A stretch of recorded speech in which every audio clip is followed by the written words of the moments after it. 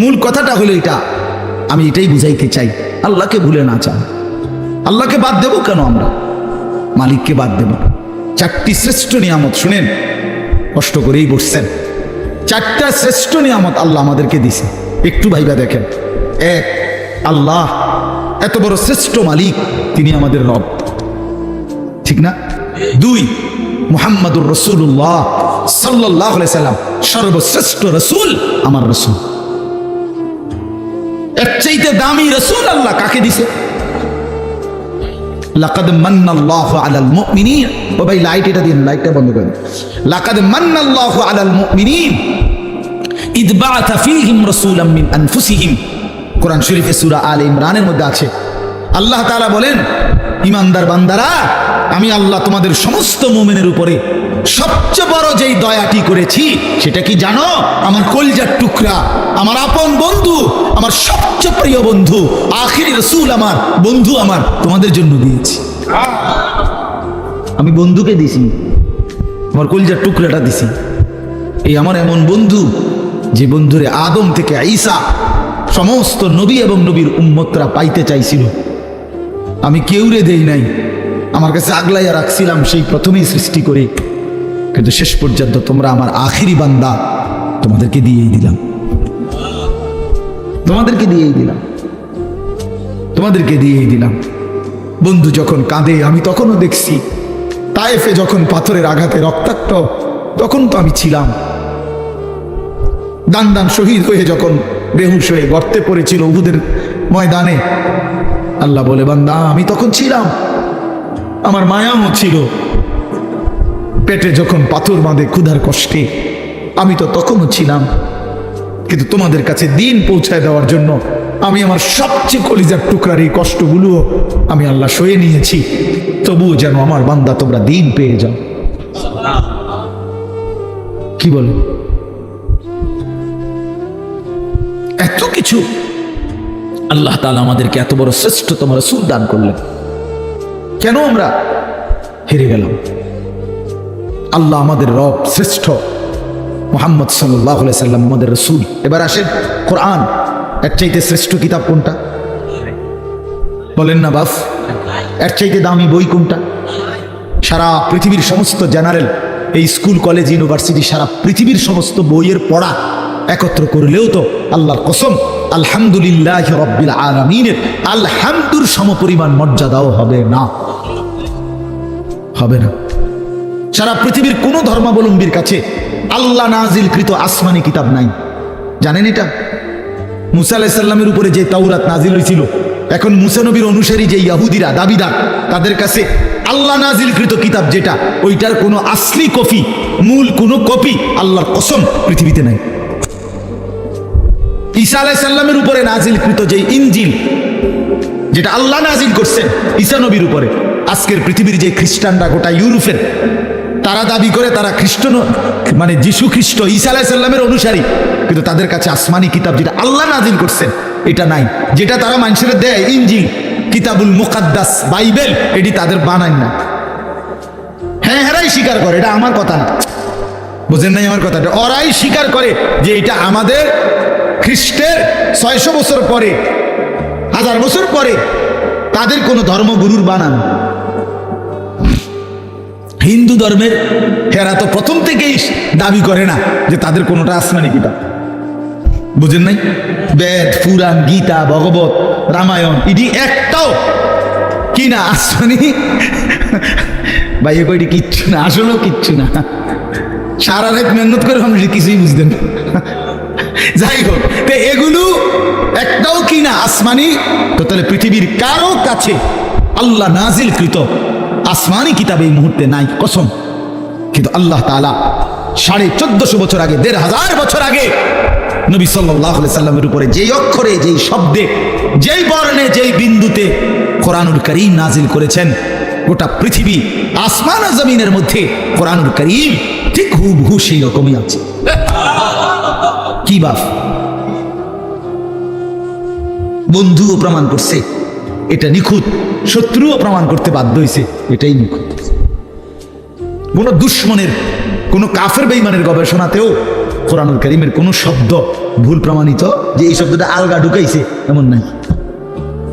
হ্যাঁ, আমি তো অনেক সময় বলি ওই যে অনেক গাড়ি আছে, জ্যাকেট আছে, বুলেট প্রুফ কয়, অর্থাৎ এটার মধ্যে গুলি করলে বুলেট ঢোকে না। ফায়ার প্রুফ অনেক জিনিস আছে, কাগজ বা কোনো জিনিস, অর্থাৎ এটার মধ্যে আগুন লাগলে পড়ে না। ওয়াটার প্রুফ জিনিস আছে, অর্থাৎ এটার মধ্যে ফানি লাগলে ভিজে না, এরকম কাগজ। মনে করেন লেমিনেটিং করা কাগজ, এটার মধ্যে ফানি লাগলে ভিজে না, ভিতরেটা ভিজে না। ওয়াটার প্রুফ কয় এটার, মানে পানি ভিজে না, আগুন পড়ে না। ঠিক আল্লাহ তাআলা বলেন, আমি রব্বুল আলামিন এই কোরআন নাজিল করেছি সমস্ত ভুল থেকে, সমস্ত অন্যের কোনো সংযোজন বিয়োজন থেকে প্রুফ করে। এখানে হাজার কোটি চেষ্টা করো, একটি অক্ষর, একটি জের জবর কেউ চেষ্টা করে ঢুকাইতেই পারবে না। লা ইয়াতিহিল বাতিলু মিন বাইনি ইয়াদাইহি ওয়ালা মিন খালফি। আল্লাহর ওয়াদা এটা, পিছন দিক দিয়ে, আগামীর সামনে, কিয়ামত পর্যন্ত, ওই দিক দিয়া, পিছন দিক দিয়া, কোন দিক দিয়েই আমার কোরআনের মধ্যে কোনো বাতিল, ভ্রান্ত, ভুল কেউ আনতে পারবে না। এইভাবে ডিজাইন করে কোরআন নিজেই বলে দিবে, কিতার খরচ দাঁত ফালাই দেবো বেটা, কি কিতা লেখো এনে হাফেজে কোরআন নাই?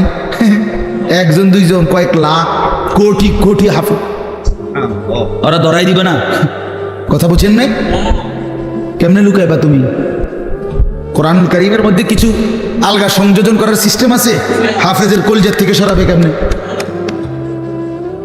কলিজার থেকে সরাবে কিভাবে? এই জন্য কোরআনুল কারীমের মতো এত বড় দামি কিতাব, শ্রেষ্ঠ কিতাব আমার। এবার ইসলাম ধর্মের চাইতে শ্রেষ্ঠ কোন ধর্ম বলেন না?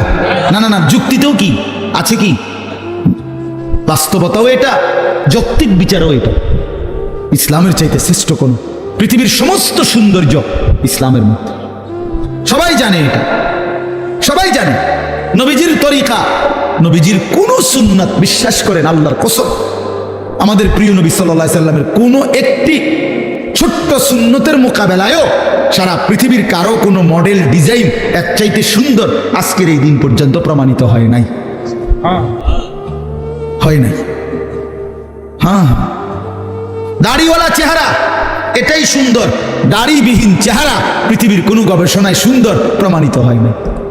বসে প্রস্রাব করা এটাই সুন্দর, খাড়াইয়া মুতা পৃথিবীর কোন কাফের বেঈমানের গবেষণার মধ্যেও এটা ভদ্রচিত পন্থা, এটা প্রমাণিত হয় নাই।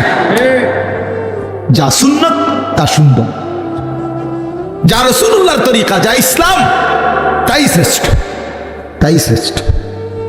অতএব এবার বলেন, চারটি নিয়ামত হইল, কয়টা? আল্লাহ আমার রব, তিনি সর্বশ্রেষ্ঠ। মুহাম্মদ সাল্লাল্লাহু আলাইহি সাল্লাম আমার রাসূল, তিনি সর্বশ্রেষ্ঠ। কোরআন আমার কিতাব, এটা সর্বশ্রেষ্ঠ। ইসলাম আমার ধর্ম, এটা সর্বশ্রেষ্ঠ। চারটি সর্বশ্রেষ্ঠ নিয়ামত আমার কাছে থাকার পরেও, আমারে আল্লাহ দান করার পরেও, আরে ভাইয়া আমরা নষ্ট হইলাম কেন? আমরা কেন জাহান্নামী হব? আমরা কেন বরবাদ হব কেন? কি ছিল না আমাদের? কিসের অভাবে নষ্ট হইলাম? কিসের অভাবে আমরা বরবাদ হইলাম? কিসের অভাবে আমাদের ছেলে নামাজ পড়ে না? কিসের অভাবে আমাদের মেয়ে পর্দা করে না? কিসের অভাবে আমাদের হারাম রোজগারে জিন্দেগি কাটে? কেন? মানে আমি জানতাম না, আমাদের যেহেতু কোনো কিতাব নাই, অতএব আমরা হালাল হারাম জানতাম না, এই কারণে। কথা বলেন না? কেন সুদ খায়? যেহেতু লোকটা জানে না যে আমাদের কোনো কিতাব যেহেতু নাই, আমাদের উপরে কোনটা হালাল কোনটা হারাম এরকম বলার মতো কেউ ছিল না, এই জন্য আমরা সুদ খাইছি। এটাই তো কারণ, ঠিক না? কেন মিথ্যা বললাম? কেন ওজনে কম দিলাম? কেন গান বাদ্য নাটক সিনেমা দেখলাম? কারণ আমাদেরকে বলার মতো এমন কেউ ছিল না। এমন বলেন বলেন, তাইলে এটাই বাস্তব কথা। আমাদের সব ছিল, আমাদের সব আছে, আমাদের সব ব্যবস্থাপনা আল্লাহ রাখছেন। কোরআন শরীফে আল্লাহর ওয়াদা আছে, আল্লাহ তাআলা ওয়াদা করছেন, প্রত্যেক জাতির জন্য আমি পথ প্রদর্শক রেখেছি। ওয়ালি কুল্লি কওমিন হাদ, প্রত্যেক কওমের জন্য আমি পথ প্রদর্শক রেখেছি। সর্বত্র প্রতিটা মানুষের কাছে আল্লাহর দ্বীন পৌঁছাবার মতো ব্যবস্থাপনা আল্লাহ তাআলা রাখছেন। পৃথিবীতে যেখানে হযরত মাওলানা জুলফিকার আহমদ নকশবন্দি দামাত বারাকাতুহুম বলেন যে পৃথিবীতে যেখানে সূর্য ডুবার পর, পৃথিবীতে এমন দেশ আছে যেখানে সূর্য ডুবলে, আমাদের মনে করেন এখানে সূর্য ডুবলে পরবর্তী আরো প্রায় 11-12 ঘন্টা পরে আবার কি উঠে? সূর্য উঠে, ঠিক না? পৃথিবীতে এমন দেশ আছে যেখানে সূর্য ডুবলে 3 ঘন্টা পরে, 2-3 ঘন্টা পরে আবার সূর্য উঠে যায়। এই হলে রাত্র অল্প কদ্দুর। হ্যাঁ, এরকম দেশেও হযরত বলেন আমি গিয়েছি, উনি পাকিস্তানের একজন বড় বুজুর্গ, উনি বলেন আমি সেই দেশেও গিয়ে দেখছি সেখানেও কালেমার প্রচার, ঈমান ইসলামের প্রচার, কালেমার দাওয়াত চলতেছে। তাহলে পৃথিবীর কোন জমিনে ইসলামের প্রচার থেকে খালি নাই, আল্লাহর দ্বীন বলা থেকে খালি নাই। আল্লাহ বলছে আমি কাউকে আমার কথা পৌঁছাই নাই অথচ তারে আযাব দেব, আমি এমন জুলুম করব না। কথা বুঝেন নাই? কেউ এটা বলবে যে আল্লাহ আমি তো শুনিই নাই ইসলামের নাম, কি কন না কোন আমি তো মোহাম্মদের নামই শুনি নাই, আপনি আমারই ফিরেন কিনতেন। আল্লাহ বলবে বান্দা এমন জুলুম আমি করব না, এমন জুলুম আমি করি না। তাইলে বলে আজকে এই এখানে আমরা যারা বসছি, আমরা নামাজের কথা শুনি নাই, আমরা হালাল হারামের কথা শুনি নাই, আমরা পাক নাফাকের কথা শুনি নাই, তো আমরা মানলাম না কেন? আমরা বুঝলাম না কেন? আল্লাহ আমাদেরকে বুঝ দান করেন। আমার বাপ, আমরা এই কথাগুলোই বারবার বলি। এই মসজিদের মাকসাদ, মাদ্রাসা, কোরআন কিতাব, ওলামায়ে কেরামের বয়ান, হ্যাঁ, পীর মাশায়েখ আউলিয়া বুজুর্গ, ওই ঘুরে ঘুরে একই কথা। এ ব্যক্তি বদলায়, কথা বদলায় না। বুঝেন নাই আমার কথাটা?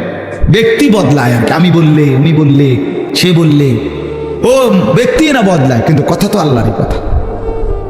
এই জন্য আপনারা প্রত্যেকেই আজকে এই রাত গভীরে নিয়ত করেন ইনশাআল্লাহ যে জীবনের শেষটুকু বাকি হায়াত কদর করবো ইনশাআল্লাহ।